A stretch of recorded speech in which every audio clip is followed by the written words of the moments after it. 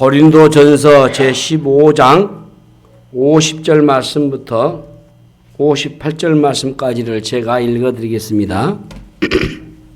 형제들아, 내가 이것을 말하노니 혈과 육은 하나님의 나라를 이어받을 수 없고 또한 썩는 것은 썩지 아니하는 것을 유업으로 받지 못하느니라. 보라, 내가 너에게 비밀을 말하노니 우리가 다 잠잘 것이 아니요 마지막 나팔의 순식간에 호련히 다 변화되리니 나팔 소리가 나매 죽은 자들이 썩지 아니할 것으로 다시 살아나고 우리도 변화되리라. 이 썩을 것이 반드시 썩지 아니할 것을 입겠고 이 죽을 것이 죽지 아니함을 입으리로다. 이 썩을 것이 썩지 아니함을 입고 이 죽을 것이 죽지 아니함을 입을 때에는 사망을 삼키고 이기리라. 고 기록된 말씀이 이루어지리라. 사망아, 너의 승리가 어디 있느냐? 사망아, 내가 쏘는 것이 어디 있느냐? 사망이 쏘는 것은 죄요, 죄의 권능은 율법이라. 우리 주 예수 그리스도 말미암아 우리에게 승리 주신 하나님께 감사하노니 그러므로 내 사랑하는 형제들아, 견실하며 흔들리지 말고 항상 주일에 더 힘쓰는 자들이 되라. 이는 너희 수고가 주 안에서 헛되지 않은 줄 알미라. 아멘. 우리 옆에 계신 분 같이 인사하겠는데요. 저 따라하십시오. 예. 주님 부활하셨습니다. 그러면 여러분 다시 한번 아멘. 그분은 참으로 부활하셨습니다. 예. 다시 한번 해볼까요? 이제 여러분들이 옆에서 같이 하셔야 돼요. 다시 시작. 주님 부활하셨습니다. 그러면 아멘. 그분은 참으로 부활하셨습니다. 예. 우리가 흔히 주일은 부활의 날이라고 여깁니다. 신약의 주일은. 예. 우리 같은 교회인 정교회에서는 성탄절보다도 그네들은 부활절을 더 중요히 여기셔요. 이 정교회 그분들은 주일날 만날 때 방금 했던 인사를 서로 주고받습니다. 온 성도들이 함께 주님 부활하셨습니다. 그러면은 그 인사를 받는 사람이 아멘. 그분은 참으로 부활하셨습니다. 여기에 또 하나 더 추가해서 따라서 합시다. 부활의 아침에 다시 만납시다. 그러면은 다음 부활의 아침에 또다시 만납시다. 이렇게 인사를 해. 예, 여러분들 아시겠지만은 좀 더 제가 부연 설명한다면은 이 정교회는 지금의 그리스 그리고 러시아 저기 동유럽이죠.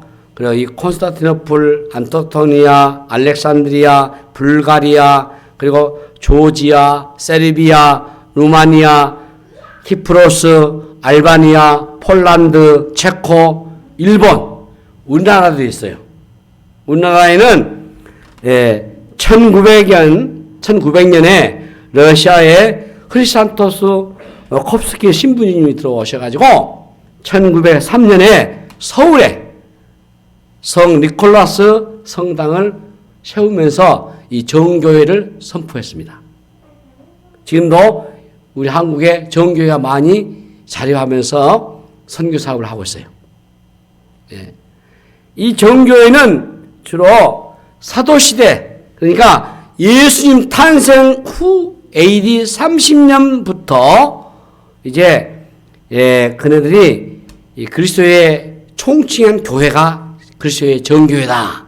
그리고 우리 흔히 동방교회, 동방정교회 이렇게 부릅니다. 그분들은 방금 저희 얘기했듯이 성탄절보다는 부활절을 더 중요시 여기고 초대교회를 많이 닮았고 지금도 초대교회의 형태를 하고 있다라는 자부심을 갖고 있어요. 오늘 우리가 부활절을 맞이해서 여러분 주님이 부활하신 것을 믿으십니까? 참으로 믿으십니까 여러분?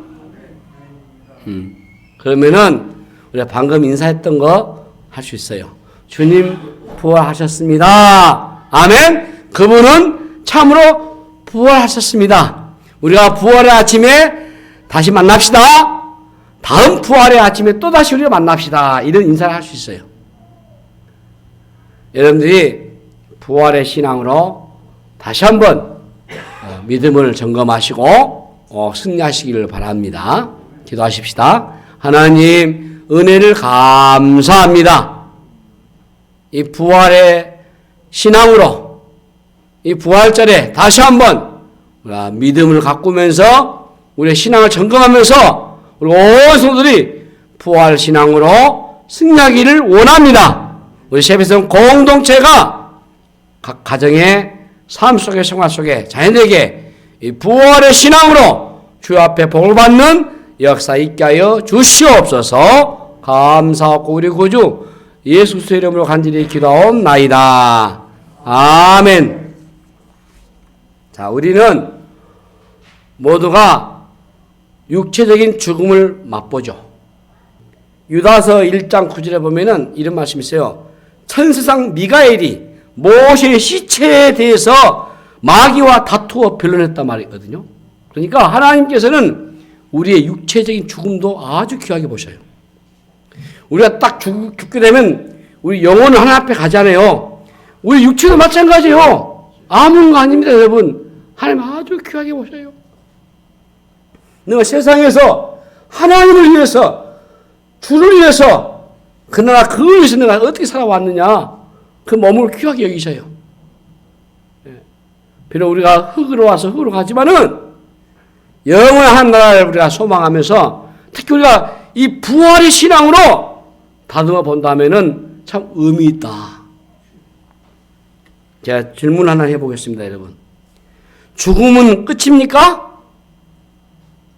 사람이 죽으면 돌아가셨다라고 하죠. 어디로 돌아갈 것입니까, 여러분? 과연 죽음이 끝입니까? 우리는 반드시 이 질문 앞에 서야 되고 여기에 대한 답을 하셔야 돼요. 죽음은 끝이라고 생각하면 복잡할 것이 없어요. 그냥 살다가 죽으면 되죠. 만약 죽음이 끝이라고 한다면은 우리 신앙 의미 없습니다. 근데 오늘 성경은 육체적인 죽음이 끝이 아니다 라고 말씀하셔요. 우리 예수님의 육체적인 부활은 역사적으로 많은 논쟁을 낳았습니다. 예수의 부활을 부정하려고 하는 사도들이 많았어요. 시도가 아주 많았어요. 그런 사람도 많았고, 안 믿기로 작정한 사람에게는요, 어떤 증거를 대도 안 믿을 것이고, 믿고자 한다고 하면은 이미 증거는 충분합니다. 부활이 있었느냐, 없었느냐, 우리는 이 성경이 하나님의 말씀이라는 것을 믿습니다. 그렇죠? 성경을 믿지 않으면은 우리 신앙은 불가능해요. 여러분, 성경은 하나님의 말씀이다. 반드시 믿는 거예요. 그래서 수납한 거예요. 내가 받아들이는 거예요. 아멘 하고. 예. 성경은 예수님의 부활을 구체적으로 증거하고 있어요. 직접 목격한 사람도 많습니다. 12 제자들이 예수님의 부활을 목격했어요. 부활하신 예수님도 만납니다. 그리고 고린도서 15장 6절에 보시면은 그 후에 500여 형제에게 일시에 보이셨나니 그 중에 지금까지 대다수는 살아있고 어떤 사람은 잠들었다고 했어요. 500여 형제에게 동시에 부활하신 주님이 뵌 겁니다. 사도 바울도 부활의 예수님을 친히 만났습니다. 여인들이 무덤으로 향품을 가지고 갔다가 부활하신 예수님을 만났습니다. 기독교는 그래서 빈 무덤을 자랑해요. 무엇보다 우리는 하나님을 믿습니다. 하나님이 태초에 천지를 창조했던 것을 우리가 믿게 되면은 부활은 그리 어려운 일이 아니에요. 얼마든지 가능한 일이죠. 부활이 실제냐 허구이냐 그것은 우리가 부정한다고 실제 있던 부활이 없던 것이 되고 우리가 굳세게 믿는다고 없었던 일이 갑자기 일어나는 것도 아니에요. 이 부활의 사건 앞에서 믿을 것인가 말 것인가는 각자에게 달려있어요. 자, 우리가 오늘 읽었던 고린도서 15장을 우리가 흔히 부활장이다라고 알고 있지 않습니까? 바울은 이미 부활을 전제하고 얘기를 하고 있어요. 이 바울은 예수님의 부활이 없다면은 우리 믿음이 다 어떤다고요? 헛된 것이다. 헛것이다. 이렇게 얘기해요. 우리의 믿음 한가운데에 예수님의 십자가와 부활이 있습니다. 다른 것은 다 잊어버리셔도 여러분 그리스도의 십자가와 부활을 놓치면 안 돼요. 신앙생활이 얼마나 험난합니까? 신앙생활을 가로막고 있는 이 장애물이 참 많아요. 너무나도 많아요. 이 장애물들을 뚫고 지나가는 힘이 있어야 되는데 시시한 이론이나 잡다한 지식은 안 돼요.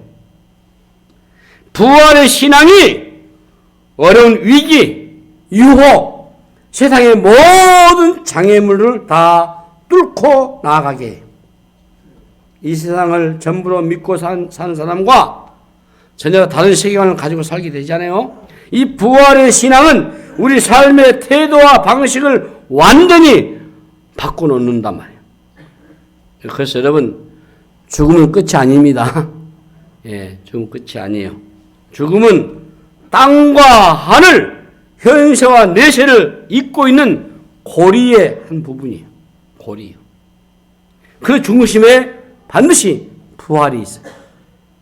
부활은 영혼의 세계를 인도하죠. 그래서 부활은 우리 신앙의 모든 것을 결정할 것이고 우리 인생 자체를 바꾸어 놓는 핵심적인 사건이 됩니다. 어떤 사람은 2000년 전에 예수께서 죽으시고 사흘 만에 다시 살아나신 사건이 나와 무슨 상관이 있느냐라고 물어요. 자, 이 암에 특효약이 개발됐다고 해도 자신과 상관이 없으면 별로 관심이 없죠. 우리 그리스도인들마저도 부활을 추상적으로 생각한단 말이에요. 현재 삶도 바쁜데 힘든데 죽고 난 다음 일들을 생각할 겨를이 없다라고 얘기하셔요. 실제로 예수님이 부활하셨을 때도 사람들은 부활에 대한 특별한 관심이 기울지 않았습니다. 누가복음 보면요, 엠마오로 가는 두 제자 나와요. 누가와 글로바죠. 엠마오로 가는 두 제자가 부활하신 주님의 동행을 전혀 알아차리지를 못해요. 고린도서 15장 6절에 500여 형제가 예수님의 부활을 보았다고 했어요. 그런데 목격한 이후에 그네들은 무엇을 했겠습니까? 사도행전 1장에서 보시면은 예수님의 말씀을 붙잡고 기도했던 120명 정도가 500여 형제에 아마 포함될 것으로 추정하고 있습니다. 그런데 그 외의 사람들은 무엇을 했는지 알 길이 없어요. 예수님의 부활을 직접 본 사람 500여 형제인데 마가 다락방에 120명밖에 안 모였어요. 그럼 빼보세요. 그 300몇 명이 어디 갔냐 그 사람들은. 대부분 그냥 목격자로 그쳐버려요. 부활하신 주님이 제자들에게 나타나셨지만 베드로나 다른 제자들은 디베라 바닷가에 가서 물고기를 잡으러 가고 말았어요. 부활이 자신의 삶에 전혀 연결이 안 되는 모습이죠. 그런데 초대 교회에서 완전히 달라진 사건을 보여줍니다. 여러분들이 마태, 마가, 누가, 요한복음 다 읽고 바로 사도행전에 들어가면 어떤 일이 벌어집니까? 오순절 성령이 임하셔요. 우리가 흔히 말하는 성령 강림이 임하죠. 예. 이 성령 강림에 인해서 세상에 완전 뒤흔드는 강력한 공동체가 일어나는데 이게 교회입니다. 목숨을 건 부활의 증인들이 여기서 일어나요. 그 모든 중심축이 바로 부활입니다. 어떻게 일어나겠습니까? 부활하신 주님은 제자들에게 처음 나타났을 때 숨을 내쉬면서 성령을 받으라 라고 말씀하시거든요. 성령이 어떤 분이세요? 로마서 8장 11절 보시면은 예수를 죽은 자 가운데서 살리신 이의 영이 너희 안에 거하시면 그리스도 예수를 죽은 자 가운데서 살리신 이가 너희 안에 거하시는 그의 영으로 말미암아 너희 죽을 몸도 살리시리라. 성령에 대해서 말씀하고 계시고, 네? 성령의 이 사역의 핵심이 바로 살리시는 거예요. 살리심. 성령이 임하실 때에 부활의 역사가 다시 불길처럼 일어나면서 그들의 삶에 실제화하는 능력이 일어난다. 부활 사건이 역사적인 사건으로 끝나지 않고 말이죠. 오늘 우리의 일상까지 지금 연결되어 있단 말이죠. 내 삶에 부활이 재현되었다라는 것입니다. 그래서 초대교회 사도들이 그랬고 이 부활신앙으로 무장한 그네들이 달라졌단 말이에요. 이전에는 굉장히 비급했어요. 옹졸했어요. 죽음을 두려워했어요. 죽음의 위협 앞에서 버틸 사람이 없어요. 그런데 확연히 달라져 버려요. 부활의 신앙이 그런 중심에 딱 서 있기 때문에 구태의연한 종교생활을 청산하는 역사가 일어난 것입니다.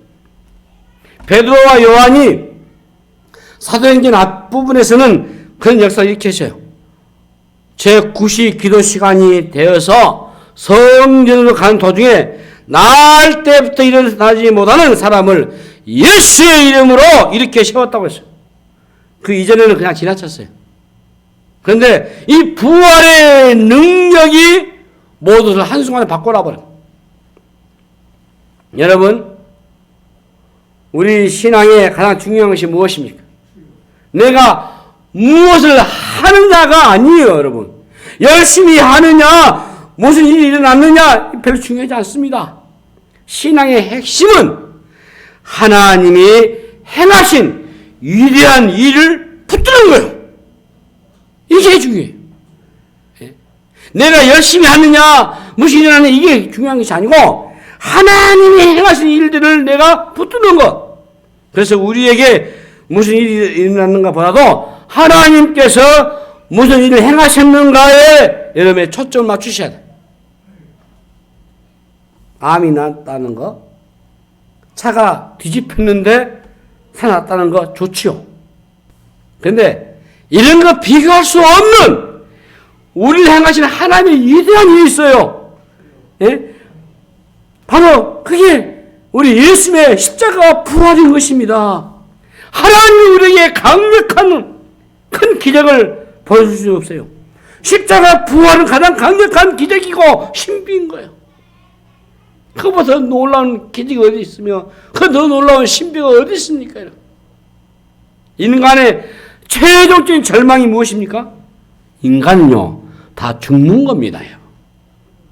예. 옛날에 우리나라 사람들이 사랑하는 부모님을 떠나 버릴 때 그 고통을 천붕지통이라고 했어요. 하늘 천자 쓰고 무너질 붕자 쓰고 가을 지자 쓰며 앞을 통을 썼어요. 천붕지통 그러면은 부모를 잃었을 때 고통. 그보다 더 큰 고통이 뭡니까? 자식을 앞서 볼 때 고통이 있어요. 이것 보고 참척지변이라 그래요. 예. 참호갈 참자를 쓰고, 예. 그리고 근심할 척을 쓰고 가을 지자에다가 변할 변자 썼어요. 참척지변. 예. 성이 무너진 만큼 큰 슬픔. 남편을 잃게 되면 아내가 성이 보고 붕성지통이 나요. 예. 무너질 붕자에다가 성자에다가, 예. 가을 지지다 앞을 통했어요. 그래서 사람 죽어요. 고통이에요. 슬픔이에요. 아픔이에요. 이거는 다 죽게 됐습니다. 그런데 그냥 죽는 게 아니에요. 저주 죽음이죠. 죄로 인해서 인류에 대한 천형이에요. 천형. 하늘에 버리다 봐요. 죽고 끝난 게 아니에요. 죽은 다음이 문제단 말이에요. 이 코로나19로 인해 가지고 사람들이 얼마나 움츠렸습니까? 예, 많이 지금은 둔감해져 가지고, 예, 정부에서도 이제 뭐 내일부터 많이 해제되죠. 그런데 그렇지 않습니다. 초기에도 많이 봉쇄, 지금도 중국은 1,300만 있는 그 도시를 봉쇄시켜버려요. 중국은. 예. 사람들이 겁에 질려서 꼼짝 못해요. 죽음의 위력에 사람들이 들어떠는 거죠. 죽음은 한순간에 상황 종료가 됩니다. 아무리 대단하게 살았던 사람도 별 수 없어요. 그냥 한 줌의 죄가 되는 거지. 몸과는 아무리 산다 해도, 예, 절대 동안이라고 어쩔 수 없어요. 죽게 돼 있어요. 예. 지금도 가장 강력한 권세가 이 사망의 권세요. 세상은 죽음의 영으로 가득하죠. 고린도후서 2장 16절에 보시면은, 예? 이 사람에게는 사망으로부터 사망에 이르는 냄새요, 저 사람에게는 생명으로부터 생명에 이르는 냄새라. 누가 이 일을 감당하리요? 사망의 냄새가 무엇입니까, 여러분? 썩는 냄새예요. 참기 힘든 악취입니다. 제가 전도사가 막 돼가지고 시골교회에서 하는데, 이게 지금은 다 장례식장에서 하지만은 그때 내가 진짜 염을 했어요. 이제 26살 먹은 얘가 이제 장로한테 배워가, 교회 죽어보니, 가서 예배 드리고 염을 하는 거예요, 제가. 냄새요? 이 5월 이때부터는요, 너무 그냥 코피 그냥 터져버려요. 쑥을 계속 쑥 한 풀 피우면서 하는데, 못해요. 그렇게 냄새 진동합니다. 악취입니다. 향을 피우고 향수 뿌려도 절대 지워지지 않는 냄새가 사람 썩는 냄새. 누구도 이 죽음을 피할 수 없어요. 싹싹 빌어도 안 돼요. 버텨도 안 되고 뇌물도 안 통하고. 근데 그리스도는 인류 최적인 이 사망의 권세를 꺾으셨어요. 우리 보면 52, 53절 보십시오. 예? 나팔 소리가 나매 죽은 자들이 썩지 아니할 것으로 다시 살아나고 우리도 변화되리라. 이 썩을 것이 반드시 썩지 아니할 것을 입겠고 이 죽을 것이 죽지 아니함을 입으리로다 라고 말씀하셔요. 더 이상 썩지 않는다는 것입니다. 영광스러운 변화를 약속하고 있어요. 이제 사망을 향하여 호령합니다. 55절 보시면은, 자, 사망아 너의 승리가 어디 있느냐? 사망아 네가 쏘는 것이 어디 있느냐? 예? 이렇게 말씀하잖아요. 지금까지 네가 승리했지만은 모든 세상의 영웅 호걸이 너에게 무릎을 꿇었지만은 이제 너의 승리가 어디 있느냐? 반전이 일어나고 있단 말이죠. 얼마나 통쾌하십니까? 인류 역사에 이처럼 강력한 혁명은 저는 없다고 봅니다. 바울은 고린도서 15장 통해서 승리를 선포하고 있어요. 이 승리야말로 진짜 승리인 것입니다. 부활이 우리를 승리로 이끄셔요. 그래서 본문 57절 말씀에 우리 주 예수 그리스도로 말미암아 우리에게 승리 주신 하나님께 감사하노니 라고 이렇게 말씀합니다. 그러므로 우리 지금 신약의 교회는 부활의 공동체입니다. 사도행전 4장 33절에 사도들이 큰 권능으로 주 예수의 부활을 증언하니 무리가 큰 은혜를 받아. 이렇게. 자, 부활의 신앙으로 무장할 모습을 볼 수 있죠. 초대 우리 교회 사도들은 더 이상 죽는 것을 두려워하지 않았습니다. 베드로는 예수님이 십자가를 지는 과정에서 제사라는 것을 숨기고 두려움에 떨었어요. 사실 베드로가 용기했던 사람 아니뇨? 그런데 죽음 앞에서는 왜 이렇게 비겁했을까요? 죽는 것이 두려워지면요, 비겁해지고 연약해져요. 죽음 앞에 서보면 결국 진실은 드러나게 되어 있습니다. 죽는 것이 두려워지지 않아도 사는 것도 두려워지지 않을 수 있어요. 죽음의 문제를 이긴 사람이어야 삶의 무게도 가벼워지는 겁니다. 죽음의 문제가 해결된 사람은 진정한 자유인이 될 수 있어요. 왜 사람들은 죽음을 두려워하겠습니까? 더 살고 싶기 때문에 그래. 살려고 하면은 죽어야 한다니까. 그런데 두려워서 죽을 수가 없어요. 죽고 싶은데 죽을 능력이 내 안에 없단 말이죠. 그렇다면 누가 기꺼이 죽을 수 있겠습니까? 죽음을 이긴 사람만이 죽을 수 있는 거예요. 우리 신약의 교회는 방금 얘기했듯이 부활의 공동체입니다. 주일날 이 예배의 핵심이 바로 부활이에요. 부활이 빠지면은 예배가 될 수가 없어요. 네? 시대를 시대했던 영혼들이 다시 살리는 영으로 일어서는 겁니다. 세상은 온통 죽음의 영이 가득했어요. 네. 사람들은 늘 죽음을 의식합니다. 그래서 어떤 사람은 그 죽음의 영을 이기지 못해서 스스로 목숨을 끊어요. 세상은 죽고 죽이는 역사의 연속입니다. 살고 있는 것이 아니고 죽어가고 있는 거죠. 이 코로나 팬데믹을 해서 이거 우리가 더욱 실감하고 있잖아요. 보통 하루에 200~300명 죽지 않습니까?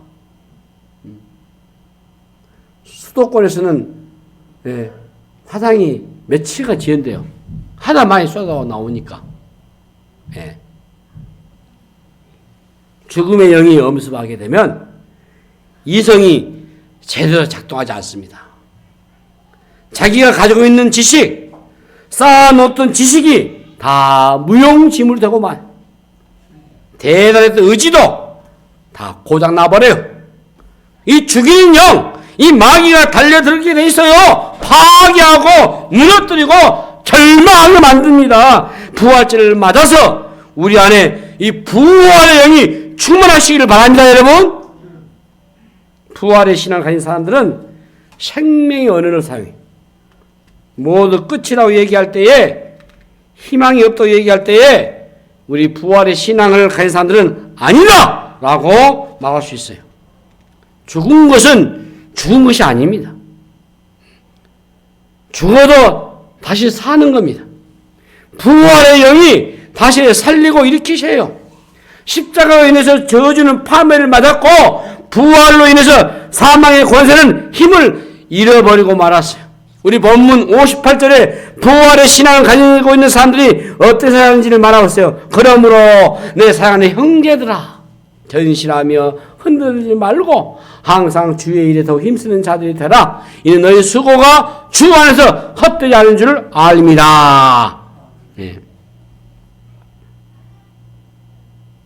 부활의 신앙을 가지고 있는 사람의 초점이에요. 이 초점은 힘쓰는 게 아니고 주의 일에 초점이 있어요. 열심히 살지 않는 사람이 어디 있겠습니까? 모두가 성실하게 살고 악착같이 살고 있잖아요. 그러나 목표가 잘못되면 열심히 살수록 후회가 찾아오게 돼 있어요. 방향이 바로 잡혀있지 않으면 그 인생 자체가 낭비요. 부활신앙은 우리의 목표를 분명히 해주고 있어요. 제가 처음에 얘기했듯이 유다서 1장 9절에서 천사장 미가엘과 모세 시체에 관해서 마귀와 다투어 변론할 때 감히 비방하는 판결을 내리지 못하고 다음 말하되 주께서 너를 꾸짖으셨다고 했는데 거기서도 사람 다 죽게 되면은 사탄도 천사도 다 동참하지 않겠습니까? 그 논쟁할 때 주님을 위해서 하나님을 위해서 살고 왔는데 그러니까 어떻게 이 사단 마귀가 논쟁하고 뺏으려 하고 별짓 다 하죠. 그때 하나님께서 천사를 통해서 딱 거룩하다. 하나님 나라를 위해서 하나님을 위해서 살아왔던 그거 얼마나 거룩한 것이냐. 영만 거룩한 거 아니에요, 여러분. 육도 거룩한 거예요. 소중한 거예요. 귀한 거예요. 예수 믿다가 저와 여러분처럼 예수 믿고 주의 몸된 교회를 위해서 복음을 위해서 우리 살잖아요. 이 몸을 이렇게 썼지 않습니까?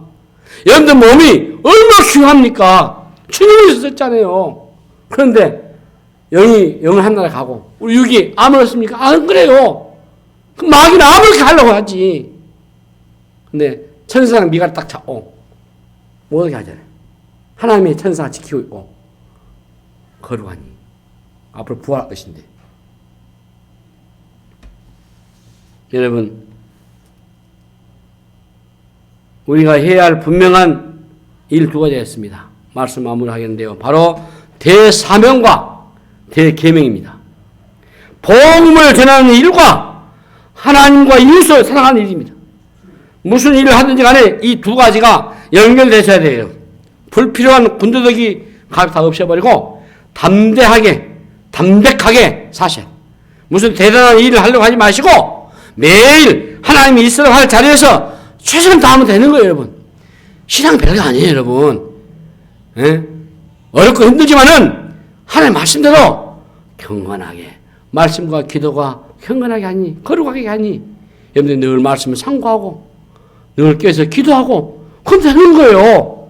뭐 단 특별히 있는 거 아닙니다, 여러분. 뭐 특별히 뭐 하려다 하니까 예. 문제 생기고 전혀 하나님과의 거리가 엉뚱한 방향 가고 그러잖아요. 하나님이 시키지도 않고 관심이 없는 일에 너무 열심히 되지 마시오. 그것이 부활신앙입니다. 모두 하나님 앞에서 선날이 반드시 옵니다. 우리 행한 모든 것이 하나님 앞에서 명백하게 다 선난 날이 올 것입니다. 부활의 신앙으로 초점을 맞추고 살면은 분명해져요. 후회하지 않는 삶을 사셔야 돼요. 헛되지 않는 삶이라 뭐 있겠습니까? 불필요한 에너지를 쏟지 않으셔야 돼요. 삶의 방향과 목표가 분명하지 않으면은 헛될 수밖에 없어요. 세상의 일은 빨리 지쳐요. 삶을 짓누르는 거대한 힘이 있어요. 내가 왜 이 일을 할까? 응? 확신이 없어요. 열심히 살지 않고 있기 때문이 아닙니다, 여러분. 근본적인 문제가 있단 말이죠. 무익한 것을 쫓으면은 지치게 돼 있습니다. 허무함이 찾아오고 우울해지게 돼 있어요. 사람들이 얼마나 헛된 것을 자랑합니까, 여러분? 고린도 교회 안에서도 마찬가지요. 자기 은사를 자랑하고 말이지. 예? 파랑을 만들고 아주 유치한 싸움으로 세월 다 보냈잖아요. 고린도 교회가 그런 교회입니다. 어떤 사람들은 막 함부로 하는데 그래도 교회예요. 그 하나님의 교회. 그래서 여러분 명심하세요. 교회를 없이 여기면 곤란해요. 예수 믿는 사람들 함부로 말로 정죄해버리고 교회를 비판하면 곤란해요, 여러분. 예. 그래서 하나님의 교회입니다. 예. 무익한 일들로 소모전을 치르고 말이죠. 봉사한데도 혈기와 다툼을 하고 말이지. 예? 니파 나파 따지고. 그러나 부활의 우리의 일반적 삶은 다릅니다. 주님은 디베라 바닷가에 찾아오셔가지고 제자들을 식탁으로 초대를 하셨잖아요. 예. 제가 디베라 바닷가에 가가지고 그때를 연상해봤습니다. 부활의 주님은 베드로에게 내 양을 먹이라 하셔요. 그때 베드로의 삶의 목표가 분명해져요. 부활의 신앙을 가지면 더 이상 우리 헛된 삶을 살지 않고 새로운 목표, 새로운 비전 하나를 위해서 거룩한 목표가 생긴단 말이에요. 응? 암 투병하다가 기적적으로 다시 살아난 분들 가운데 삶이 바뀐 사람들이 있습니다. 내가 왜 이런 것까지 가지고 그렇게 내가 분노했을까? 왜 이런 자잘한 문제 가지고 내가 아웅다웅 삶을 살아왔을까? 죽음의 문턱까지 갔다 온 이후에 많은 것들이 그네들이 정리됐다 왔다. 여러분, 우리는 그 이상이 되셔야 돼. 예. 우리는 십자가를 통과해가지고 옛사람은 죽고 그리스도의 부활을 만난 사람이지 않습니까? 그래서 그 부활이 우리의 삶의 세계관을 바꾸고 우리의 삶의 태도와 자세를 바꿨지 않습니까? 여러분, 부활신앙은 영원한 하나님 나라에 눈을 뜬 사람이에요. 잠깐 있다가 사라질 것을 위해서 여러분 삶을 바치지 않겠다는 겁니다. 우리 인생에 쓸데없는 것에 무게를 떨쳐버리고 주의 나라를 위해서 복되게 살아가는 복이 되기를 바랍니다, 여러분. 부활의 신앙은 있어도 되고 없어도 되는 게 아니요. 우리의 삶의 일상에서 날마다 누리셔야 하는 것이요. 그래서 바울은 고린도서 15장 19절에 만일 그리스도 안에서 우리가 바라는 것이 다만 이 세상의 삶뿐이면 모든 사람 가운데 우리가 더욱 불쌍한 자일이라고 말했어요. 만약 이 세상으로 모든 게 끝나버린다면 우리의 믿음은 아무 의미가 없습니다. 부활 없이 오늘 삶만 있다면 냉혹한 현실만 있을 뿐이요. 그러면 우리가 얼마나 불쌍한 사람이 되겠습니까? 영원의 세계가 없다면 인생이 얼마나 허망하겠습니까? 부활은 우리의 모든 것을 붙들어주는 복음입니다. 세상이 무너져도 절망하지 않을 이유입니다. 부활을 확신한다면 우리는 이 세상에서 다 잃어버릴 것이 없습니다. 믿음의 길을 걸을 때는 안타까운 일이 날 수도 있어요. 그러나 그 어떤 것이 여러분 낙심하지 않을 수 있게 하는 것이 바로 부활입니다. 부활의 신앙을 가진 사람은 세상 사람과 경쟁하기도 비교하지도 않습니다. 가는 길이 다르기 때문에 우리 일상 가운데 매 순간 여러분 부활의 권능이 필요한 것입니다. 부활의 권능이 있는 사람은 세상을 의지하지 않습니다. 돈 없어도 괜찮아요. 능력 없어도 괜찮고 직업 없어도 괜찮고 힘 있는 사람과 연줄이 없어도 괜찮고 부활의 권능이 없으면 세상 모든 것을 다 가져도 결국 초라한 인생이 되고 말죠. 예배가 끝나고 세상 안으로 나아가면 누가 누군지 알 길이 없어요. 그러나 부활의 신앙을 가진 사람과 그렇지 않는 사람은 하늘과 땅 차이입니다. 부활의 신앙을 가진 사람은 세월이 흐를수록 더 진가를 발휘하게 돼 있어요. 부활을 믿는다면 우리는 지금부터 잘 준비하셔야 돼요.